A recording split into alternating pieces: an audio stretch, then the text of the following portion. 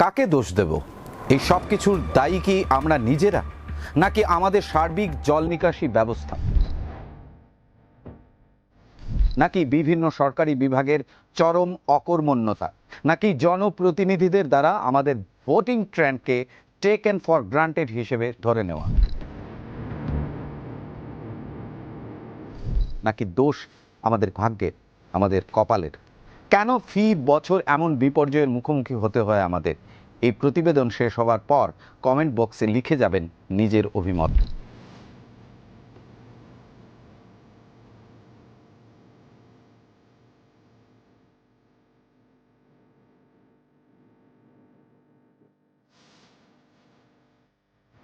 আপনারা দেখছেন বার্তালিপি ডিজিটাল, সঙ্গে রয়েছে আমি সায়ন বিশ্বাস।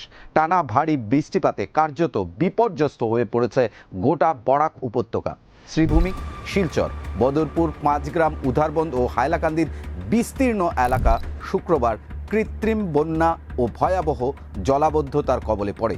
একদিকে শহরের রাস্তাঘাট জলমগ্ন, অন্যদিকে ভূমিধস ও সেতু ভেঙে যোগাযোগ ব্যবস্থা ভেঙে পড়ায় সাধারণ মানুষের দুর্ভোগ চরমে ওঠে।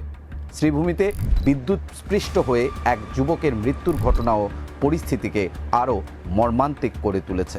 সবচেয়ে ভয়াবহ পরিস্থিতি তৈরি হয় শ্রীভূমি শহরে। Main road, mission road, Nilmoni road, Brajendra road, PWD corner, Thana road, DC bungalow road সহ বিস্তীর্ণ এলাকা জলে জলমগ্ন। ব্রজেন্দ্র রোড এলাকার কোমর সমান জল হয়ে গিয়েছিল, এমনকি রামকৃষ্ণ মিশনের ভেতরেও ছিল হাঁটুর চেয়ে বেশি জল। শহরের রাস্তায় নামাতে হয় এসডিআরএফের রাবার বুট। এই দুর্যোগের মধ্যেই থানা রোড এলাকায় বিদ্যুৎস্পৃষ্ট হয়ে মৃত্যু হয় মনতোষ দাস নামে এক যুবকের। উত্তর করিমগঞ্জের সাদারাশি গ্রামের বাসিন্দা মনতোষ বিদ্যুৎ পরিবাহী তারের সংস্পর্শে আসতেই ঘটনাস্থলেই মারা যান। পরে পুলিশ ও বিদ্যুৎ বিভাগের কর্মীরা মরদেহ উদ্ধার করে ময়না তদন্তের জন্য পাঠান। অন্যদিকে নিজের দোকানের সর্বস্ব হারিয়ে এক মহিলার আর্তনাদ আসলে গোটা শ্রীভূমি শহরের দুস্থ মানুষের বর্তমান পরিস্থিতি বয়ান করে। শহরের এই তুমুল বিপর্যয়ের পর উত্তর করিমগঞ্জের বিধায়ক জাকারিয়া আহমেদ পান্না সরেজমিনে পরিস্থিতি পরিদর্শন করে সরাসরি শ্রীভূমি পুরসভার বিরুদ্ধে ক্ষোভ উগরে দেন। তার অভিযোগ, বর্ষার আগে প্রয়োজনীয় ড্রেন পরিষ্কার বা সংস্কারের কাজ না হওয়াতেই শ্রীভূমি আজ কৃত্রিম বন্যায় ডুবে গেছে।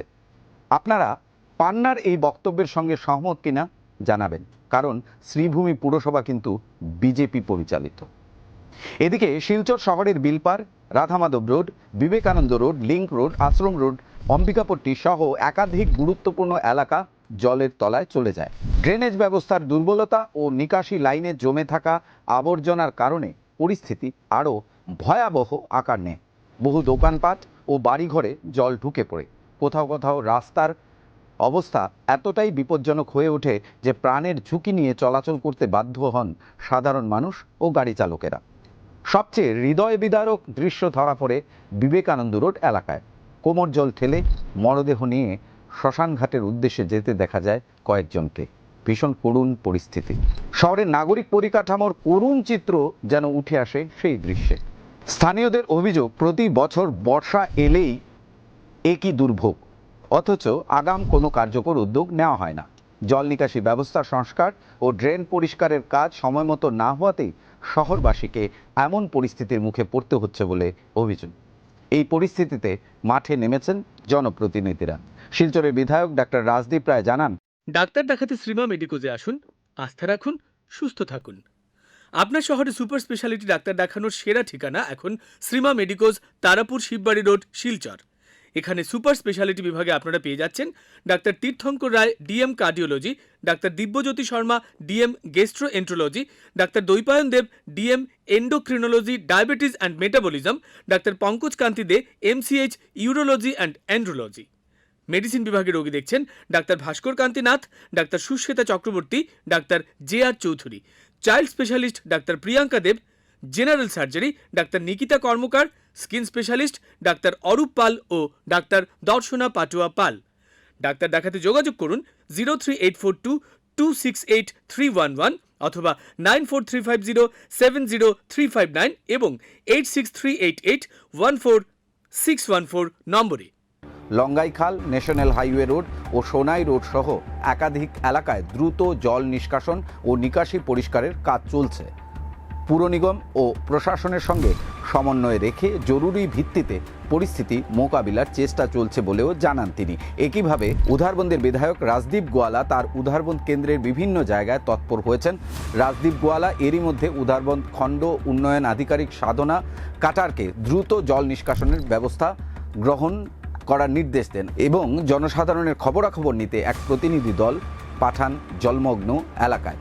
অন্যদিকে কাটিগড়ায় বিধায়ক কমলাক্ষ দে পুরকায়স্থ কালাইন কলেজ রোড সহ বিভিন্ন জলাবদ্ধ এলাকা পরিদর্শন করেন। 2023 সাল থেকে বন্ধ হয়ে থাকা জল নিকাশির পথ পরিষ্কার করে সমস্যার সমাধানে উদ্যোগ নেওয়া হয়েছে বলে দাবি করেন তিনি। বদরপুর ও সংলগ্ন এলাকায় জলাবদ্ধতা এবং একাধিক জায়গায় ভূমিধসের খবর পেয়ে ক্ষতিগ্রস্ত অঞ্চল ঘুরে দেখেন বিধায়ক কমলাক্ষ। এদিকে অবিরাম বৃষ্টিতে ভয়াবহ পরিস্থিতি তৈরি হয়েছে হাইলাকান্দিতেও। 5 গ্রাম থেকে মুকামকুটির যাওয়ার রাস্তায় একটি গুরুত্বপূর্ণ আরসিসি সেতুর একাংশ ভেঙে পড়ায় সম্পূর্ণ বন্ধ হয়ে যায় যান চলাচল। এর ফলে কয়েকটি গ্রামের হাজার হাজার মানুষ কার্যত বিচ্ছিন্ন হয়ে পড়েন। নিত্য প্রয়োজনীয় সামগ্রী, চিকিৎসা ও শিক্ষা ক্ষেত্রেও বড়সড় প্রভাব পড়তে পারে এর জন্য। 5 গ্রাম থানার সিদ্ধেশ্বর এলাকায় ভয়াবহ ভূমিধসে রেল লাইনের উপর ধসে পড়ে পাহাড়ি মাটি, ফলে ব্যাহত হয় রেল যোগাযোগও। প্রশাসন ও রেল বিভাগ জেসিবির সাহায্যে উদ্ধার ও পরিষ্কার অভিযানে নেমে পরিস্থিতি স্বাভাবিক করে। একটু আগে আমরা খবর পেয়েছি লাইনটি চালু হয়েছে। এই ছিল গোটা বরাকের শুক্রবারের সার্বিক জল ছবি। আর এই দুর্ভোগ ফের একবার প্রশ্ন তুলে দিল শহর ও শহরাঞ্চলের দুর্বল জল নিকাশি ব্যবস্থা, অবৈধ দখল এবং দীর্ঘদিনের অব্যবস্থাপনাকে। স্থানীয়দের দাবি শুধু প্রশাসন নয়, সাধারণ মানুষের মধ্যেও সচেতনতার অভাব রয়েছে। ড্রেনকে আবর্জনা ফেলার জায়গা হিসেবে ব্যবহার বন্ধ না হলে এই দুর্ভোগ থেকে মুক্তি মিলবে না বলেই মত অনেকের। আবার অনেকেই বলছেন নিকাশি ব্যবস্থা পরিচালনার দায়িত্ব কার দায়িত্ব এসব তদারকি করার। ফলে আপনারাই ঠিক করে নিন কার কাঁধে এবার দোষ দেওয়া যাবে। তবে যার কাঁধেই দোষ দেওয়া যাক, বর্ষা শুরু হবার আগেই এই দুর্ভোগ বুঝিয়ে দিয়েছে এটা ট্রেলার, পিকচার আবি বাকি হ্যায়।